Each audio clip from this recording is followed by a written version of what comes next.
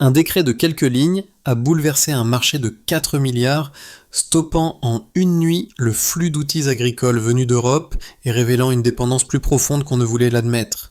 Tandis que les importations s'effaçaient, un réseau d'ateliers burkinabés s'animait soudain, transformant le manque en moteur d'apprentissage collectif. Que signifie vraiment cette bascule pour ceux qui suivent Ibrahim Traoré et se demandent si l'autonomie peut naître d'un vide imposé ? À l'horizon, se dessine une expérience qui redéfinit autant la souveraineté que la pratique quotidienne du travail. Le décret qui a figé 4 milliards d'importations n'annonçait pas seulement une rupture économique. Il posait les bases d'un engagement long où chaque atelier local deviendrait un test concret de viabilité. L'enjeu central se résume en une promesse simple. Former vite pour produire durable partout dans le pays, une ambition de 10 à 12 mots qui éclaire la portée réelle de la réforme. Si les risques sont tangibles, retard de récolte, machines fragiles, tensions sur les stocks, le pari ouvre aussi une possibilité rare.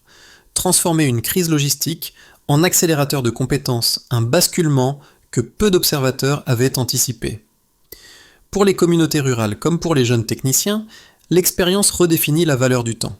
Chaque panne devient un exercice, chaque réparation un indice de souveraineté, et chaque jour perdu un calcul sur la capacité du pays à tenir le cap sans recourir aux anciennes dépendances. Dans cette zone d'incertitude, la question n'est plus de savoir si la transition est difficile, mais si le Burkina Faso peut convertir cette difficulté en méthode durable.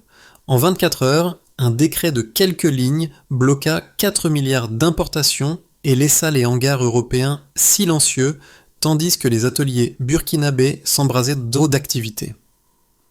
Plus de 12% d'emplois ruraux en un semestre, signe que le vide logistique se transformait déjà en moteur d'apprentissage local.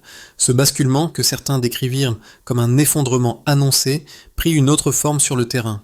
À Ouagadougou, l'arrêt des expéditions ne fut pas perçu comme une fermeture, mais comme une ouverture, celle d'un espace où la pénurie devenait matière première. Les marteaux frappant le métal racontaient une causalité nouvelle. Moins d'importation signifiait plus de réparation. Et plus de réparation signifiait un transfert subtil de savoir-faire. Sous l'impulsion d'Ibrahim Traoré, l'interdépendance extérieure laissa place à une chaîne d'apprentissage interne où chaque geste technique consolidait la suite. Les centres de formation de Bobo Dioulasso et de Koudougou illustrèrent cette dynamique. Créés dans l'urgence, ils accueillirent des apprentis qui, quelques mois auparavant, ignoraient encore comment démonter un moteur.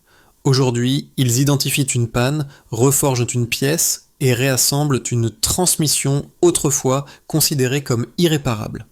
Le chemin n'est pas linéaire. Certaines machines demeurent fragiles, certaines récoltes restent hésitantes. Mais la progression est cumulative, car chaque erreur génère une correction.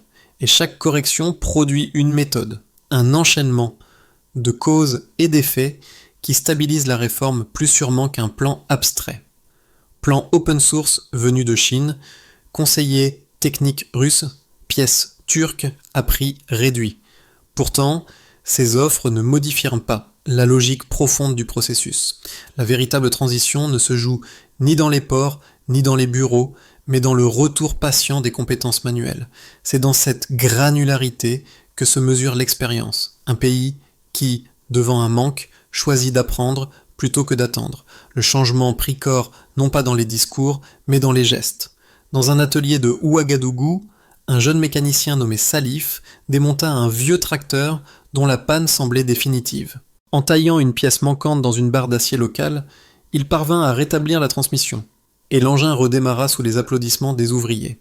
Ce moment simple devint un repère. Pour la première fois, une défaillance ne signifiait plus l'attente d'un colis étranger, mais l'ouverture d'un champ d'expérimentation. Une deuxième scène, survenue à Koudougou, confirma l'élan. Une équipe d'apprentis, soutenue par un formateur itinérant, réussit à remettre en service une pompe d'irrigation abandonnée depuis des mois. En observant la corrosion, en ajustant les joints, puis en reforguant la pièce centrale, ils rendirent l'installation fonctionnelle et permirent aux cultivateurs voisins de sauver une partie de leur saison. La réussite n'avait rien de spectaculaire, mais elle incarna la transition que cherchait à installer le gouvernement d'Ibrahim Traoré. replacer la compétence locale au centre de la résilience agricole. Ces micro-victoires s'additionnèrent. Elles révélèrent une tendance encore fragile, mais structurante. La réparation devenait un apprentissage collectif, et l'apprentissage façonnait une nouvelle autonomie. Chaque atelier servait de relais entre les jeunes formés, les paysans dépendants de leurs machines et les coopératives qui finançaient les pièces forgées localement. On n'observait pas encore une industrie, mais une montée progressive de capacité, lente, irrégulière, mais cumulative. Dans cette trajectoire par petites touches, une vérité discrète prenait forme. La souveraineté commence par un geste répété. Le choc initial partit d'un acte administratif presque silencieux. En quelques lignes, le décret suspendit 4 milliards d'importations, immobilisa des cargaisons entières à Paris et Rotterdam et força les intermédiaires européens à geler leurs commandes. Dans les campagnes burkinabées, l'effet fut immédiat. Inquiétude, immobilisation de machines, crainte d'une saison compromise. Les cultivateurs du centre virent leurs tracteurs à l'arrêt, les importateurs cherchèrent vainement des solutions de substitution, et les ateliers locaux ne disposaient pas encore d'un réseau solide pour absorber l'afflux de panne. Le pays sembla retenir son souffle. C'était la phase de quiche-roite, celle où tout vacille, mais rien n'est encore formé. Puis presque sans annonce officielle, la transition commença. Les ateliers de proximité s'organisèrent, les mécaniciens improvisés devinrent diagnosticiens, les jeunes formés dans les nouveaux centres se déplacèrent de village en village pour examiner les moteurs. On démonta, on adapta, on reforgua. Les pièces manquantes furent taillées dans l'acier local. Les coopératives financèrent les premiers prototypes de pompes d'irrigation et de charrues soudées à la main. À Ouagadougou, les forges s'allumèrent tard dans la nuit. L'absence d'importation, loin de stopper l'activité, la réorienta vers une production plus lente mais plus enracinée. C'était la montée vers la Cao-Trao, le moment où l'instabilité crée son propre élan. Les médias d'État relayèrent des images d'étudiants assemblant des moteurs repeints aux couleurs nationales. Les universités rouvrirent des filières techniques oubliées. Dans les marchés, les premières affiches faites au Burkina apparurent comme un signe timide mais persistant d'une mutation assumée. Au cœur de cette phase, la présidence d'Ibrahim Traoré fit un choix notable. Laisser les faits parler plutôt que les discours. Aucun triomphalisme, pas de narration héroïque, seulement l'idée que chaque panne corrigée constituait une preuve supplémentaire que le pays n'était plus condamné à attendre des pièces venues de l'extérieur. Les ateliers coopératifs se fédérèrent en petites chaînes locales. Les ingénieurs itinérants codifièrent leurs méthodes. Les prototypes devinrent reproductibles. L'apprentissage se transforma en protocole. C'est alors que surgit la Dushan, la phase où les effets se propagent au-delà de l'intention initiale. À l'exposition agricole de Ouagadougou, 25 fabricants locaux présentèrent leurs machines. Moissonneuses rudimentaires, système d'irrigation solaire, moteur simplifié mais fonctionnel. Les visiteurs observèrent non pas des prouesses technologiques, mais la preuve qu'un pays enclavé pouvait réorienter sa dépendance. Dans les villages, les délais de réparation diminuèrent. Les coopératives réduisirent leurs dépenses, les agriculteurs gagnèrent du temps de travail, les jeunes techniciens trouvèrent un emploi stable. La valeur ajoutée commença à rester sur le territoire. À l'international, la réaction prit un ton plus crispé. Les fabricants européens dénoncèrent une distorsion, les analystes évoquèrent une contagion possible dans la sous-région. Mais dans les ateliers burkinabés, cet écho extérieur importait peu. Ce que le pays voyait, c'était un changement d'habitude, une constance dans l'effort, un déplacement de la confiance vers ses propres capacités. Ainsi se dessine l'arc complet du premier cycle, un décret qui immobilise, une transition qui réorganise, une résonance qui transforme. La dynamique du semestre se lit d'abord dans un glissement chiffré clair, un baseline. Delta qui raconte plus que de longs discours. Le premier indicateur est plus 12% d'emplois ruraux. Pour chaque machine remise en service, 3 fonctions se créent autour et cette multiplication du travail local redonne une densité productive aux zones agricoles. Le deuxième indicateur est plus de 8% de rendement moyen, un accroissement qui semble modeste, mais dont la constance prouve que les réparations locales limitent les arrêts de culture et stabilisent le rythme des récoltes. Le troisième indicateur est la fabrication de 3000 charrues en 8 mois, une production encore rudimentaire mais suffisante pour réduire fortement l'usage de pièces importées. Autour de ces trois nombres, un mouvement plus diffus apparaît. Les ateliers coopératifs, stimulés par les microsubventions, ont structuré leur chaîne de travail. Découpe, ajustage, soudure, pète, révision. Chaque étape, autrefois éparse, s'inscrit désormais dans un schéma reproductible. Les mécaniciens notent leurs méthodes, comparent les pannes, établissent des séquences d'intervention. Le pays ne construit pas encore une industrie, mais une grammaire technique, une manière ordonnée d'aborder les problèmes. Les universités s'en inspirent. Leur département d'ingénierie simplifie les moteurs européens pour en extraire une version robuste capable d'être réparée avec les outils locaux. Ce glissement méthodique rejoint la stratégie d'Ibrahim Traoré. Le président insiste sur une idée. La souveraineté ne naît pas du spectaculaire, mais de la répétition. Son discours, sobre, privilégie la stabilité aux effets d'annonce. Ce choix influence la politique agricole. Plutôt que d'investir dans des machines complexes, le gouvernement consolide ce qui peut être fabriqué ou réparé dans le pays. Cette logique crée un cercle vertueux. À mesure que les importations baissent, les ateliers gagnent en expérience et à mesure que l'expérience augmente, la dépendance extérieure diminue. La compression des délais de réparation illustre ce changement. Là où une pièce importée nécessitait 3 mois d'attente, une forge locale peut désormais livrer l'équivalent en 40 jours. Ce rapport au temps modifie la hiérarchie des priorités. L'agriculteur ne dépend plus d'un calendrier maritime, mais de la disponibilité d'un atelier proche. La confiance se déplace, on ne scrute plus les ports, on observe les forges. Par ailleurs, les flux financiers changent de trajectoire. Les fonds auparavant consacrés à l'achat d'engins étrangers sont redirigés vers les coopératives métallurgiques. La valeur ajoutée reste dans le pays, irrigue les régions, finance l'apprentissage. Une économie du faire supplante l'économie du recevoir. Les élèves des centres techniques trouvent un emploi dès leur formation, les coopératives recrutent, les villages stabilisent leurs revenus, certains proposent des plans open source ou des pièces simplifiées pour suivre le mouvement, mais la tendance reste endogène. Le Burkina Faso avance par petites couches accumulées, diagnose, réparation, adaptation, un rythme lent mais sûr, façonné par la régularité plus que par l'ambition spectaculaire. Ainsi, derrière 3 chiffres se révèle un changement d'époque. Le pays s'arrache progressivement à la dépendance et transforme le manque en structure durable. Les critiques les plus solides n'émanent pas des détracteurs habituels, mais de ceux qui observent le terrain avec prudence. Leur premier argument pointe un coût réel, l'improvisation permanente.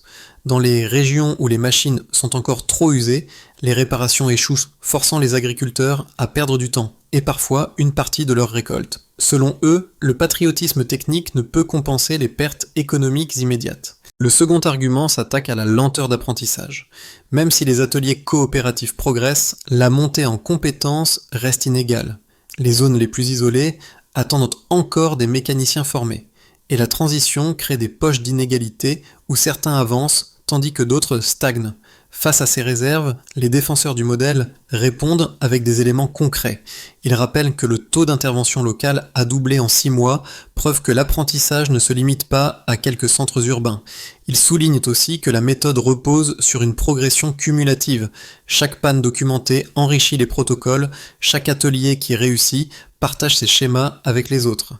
L'objectif n'est pas la perfection immédiate, mais la réduction progressive de la dépendance, un glissement mesurable même s'il n'est pas uniforme. Les observateurs extérieurs ajoutent une dimension plus large.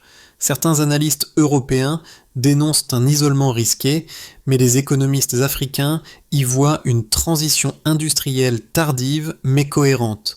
Le débat devient alors un test idéologique. La liberté doit-elle être rapide pour être légitime ou peut-elle s'installer lentement?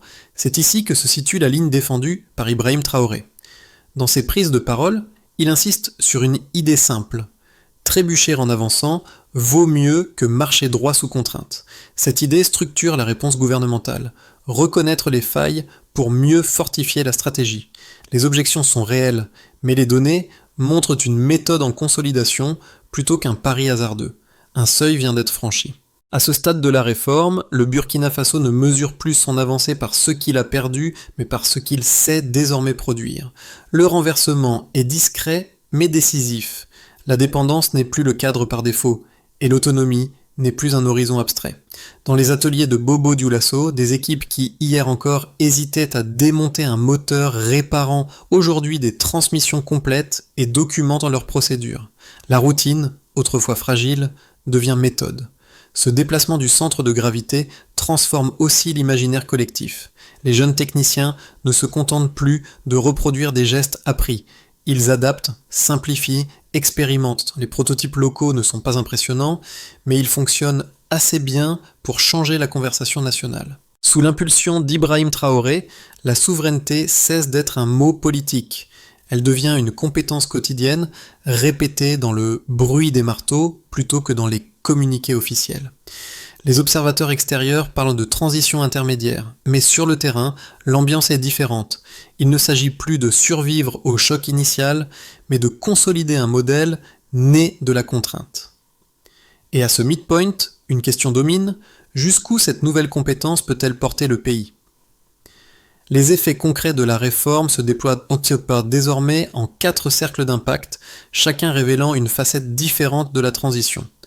Dans les villages du centre et du nord, les cultivateurs voient enfin les changements de manière tangible. Les machines ne restent plus immobilisées pendant des mois.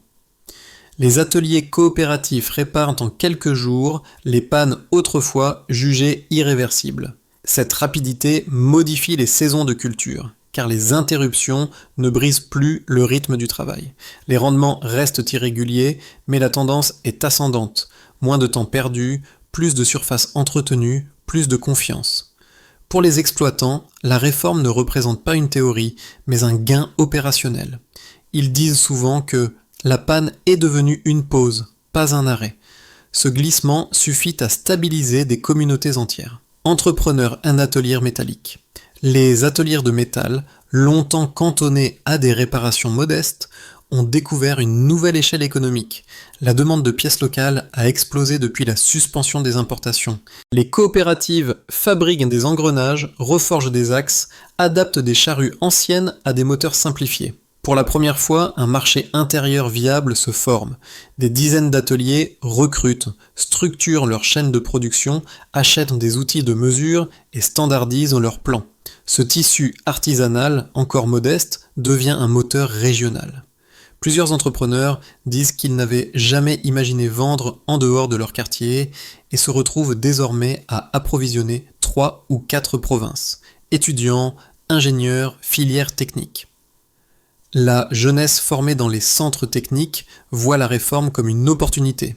Les étudiants démontent des moteurs européens, extraient les pièces essentielles, simplifient les mécanismes pour en faire des versions réparables localement.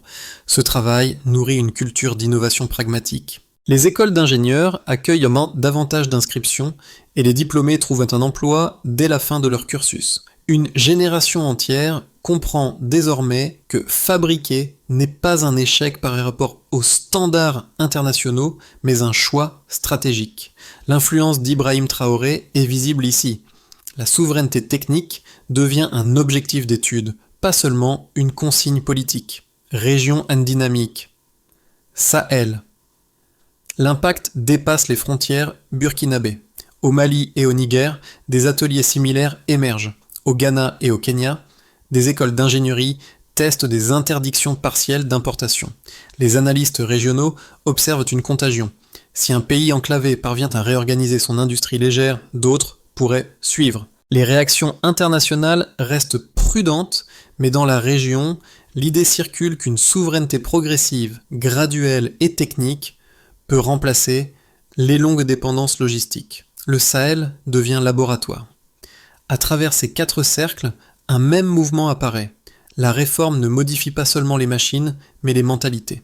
Le pays apprend à compter sur lui-même, et ce changement, lent mais profond, redessine les modèles de travail et de confiance. À ce stade de la réforme, 3 trajectoires distinctes se dessinent pour les 6 à 12 prochains mois, chacune portant des implications techniques, sociales et politiques.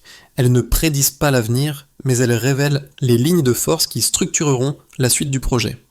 Stabilité lente et consolidation progressive. Dans cette hypothèse, les ateliers coopératifs gagnent en régularité.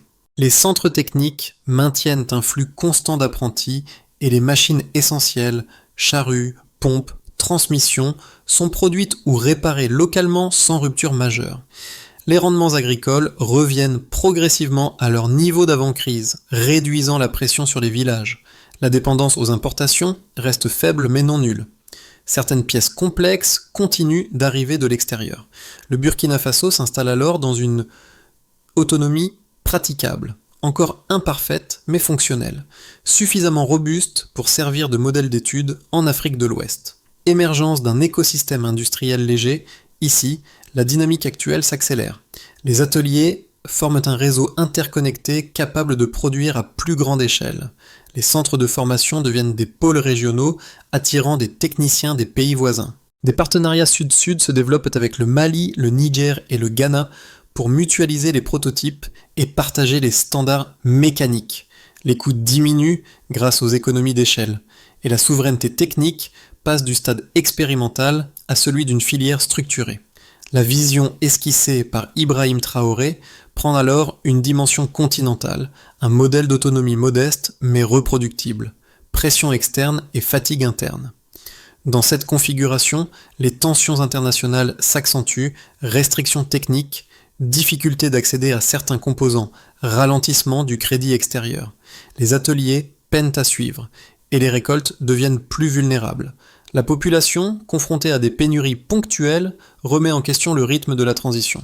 Le risque n'est pas l'effondrement, mais l'essoufflement, un repli sur les anciennes habitudes d'importation. Le projet ne disparaît pas, mais perd sa cohérence initiale, un cadre mental pour la suite. Entre ces trois routes, la variable décisive reste constante, la discipline collective dans la durée. Les 6 prochains mois seront moins un test technique qu'un test de constance.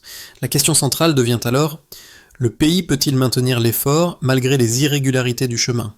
Dans les campagnes comme dans les villes, la réforme dépasse désormais la mécanique pour toucher quelque chose de plus intime, la perception que chacun a de son rôle dans la transformation du pays. Pour les agriculteurs, le changement se lit dans des gestes simples. Une machine réparée à temps, une parcelle cultivée sans rupture, une saison un peu moins incertaine. Mais cette amélioration technique s'accompagne d'un glissement plus subtil, le sentiment que leur travail n'est plus dépendant d'un navire lointain, mais de la compétence de leur propre communauté. Chez les artisans et les entrepreneurs, le mouvement prend la forme d'une confiance retrouvée. Les ateliers métalliques, longtemps relégués à la marge, deviennent des lieux de transmission. On y échange des plans, on y apprend à mesurer, on y documente les gestes. Ces espaces, encore modestes, offrent une perspective rare, produire une valeur qui reste dans le pays. Pour les plus jeunes, la réforme a ouvert une porte inattendue. Les écoles techniques ne sont plus perçues comme des options secondaires, mais comme des lieux où l'on construit la souveraineté du quotidien. Les étudiants y trouvent une vocation et souvent un emploi. Cette orientation n'est pas spectaculaire, mais elle redessine l'horizon. Un pays qui valorise le savoir-faire crée un avenir plus dense pour sa jeunesse. Pour les spectateurs extérieurs, 2 suggestions émergent naturellement. D'abord, observer la transformation non pas dans ses réussites immédiates, mais dans la cohérence de ses efforts. Les progrès sont lents, mais accumulatifs. Ensuite, comprendre que la souveraineté technique n'est pas un récit grandiloquent, c'est un ensemble de pratiques modestes qui, rassemblées, modifient une nation. Ainsi, P11 ramène la réforme à ce qu'elle produit de plus précieux, un sentiment partagé de capacité. La feuille de route adoptée par le gouvernement vise désormais à transformer l'élan actuel en structure durable. Elle repose sur une succession d'étapes concrètes, chacune associée à un acteur, à un calendrier et à un indicateur précis. Généraliser les centres de formation. Chaque province doit disposer d'un atelier école capable de produire ou réparer les machines essentielles. Les municipalités identifient les locaux, les ministères déploient les formateurs et les résultats se mesurent au nombre d'apprentis certifiés tous les 3 mois. Consolider un fonds dédié à la fabrication locale, alimenté par les économies issues de la réduction des importations, il finance les petites unités métallurgiques. Les coopératives soumettent leurs projets, reçoivent un soutien conditionnel et doivent prouver, après 6 mois, une hausse de production ou une baisse des délais de réparation. Standardiser les plans mécaniques. Les prototypes conçus à Ouagadougou sont documentés et mis en libre accès afin d'être reproduites dans d'autres villes. Les ingénieurs rédigent des manuels simplifiés, les ateliers testent leur applicabilité, les indicateurs portant sur la reproductibilité sans erreur majeure. Ancrer la recherche dans les universités. Les départements d'ingénierie doivent produire des moteurs sobres et robustes adaptés aux réalités locales. Les résultats sont évalués sur la durabilité, le coût et la facilité de maintenance. Installer une culture de suivi continu. Le gouvernement, sous l'impulsion d'Ibrahim Traoré, impose des bilans réguliers. Chaque région doit publier ses données de production, de réparation et de formation. Ce reporting régulier crée une transparence nouvelle et façonne une discipline collective. La souveraineté ne s'improvise pas, elle s'organise dans la durée, preuve après preuve. Au crépuscule d'une journée de travail, les ateliers de Ouagadougou résonnent encore des coups de marteau. Parmi les machines fraîchement peintes, la moissonneuse Freedom One, assemblée des mois plus tôt par l'équipe menée par Mariam, se dresse comme un rappel de tout ce qui a changé. Son métal porte encore les marques des premières soudures hésitantes, celles qui avaient surpris les visiteurs autant qu'elles avaient redonné confiance aux apprentis. Mariam, entourée de jeunes techniciens, explique comment chaque pièce a été refaite, ajustée, testée, puis transmise aux ateliers voisins. Ce savoir circulant d'une ville à l'autre est devenu un fil conducteur. Un pays qui apprend en construisant, un pays qui avance en partageant.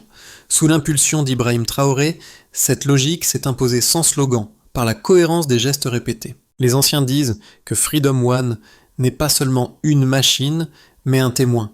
La preuve que la souveraineté peut naître d'un simple hangar et d'un groupe d'apprentis motivés. Les jeunes, eux, y voient un point de départ, une invitation à aller plus loin. Et dans cette scène simple, une phrase s'impose, brève et certaine, la dignité se forge ici.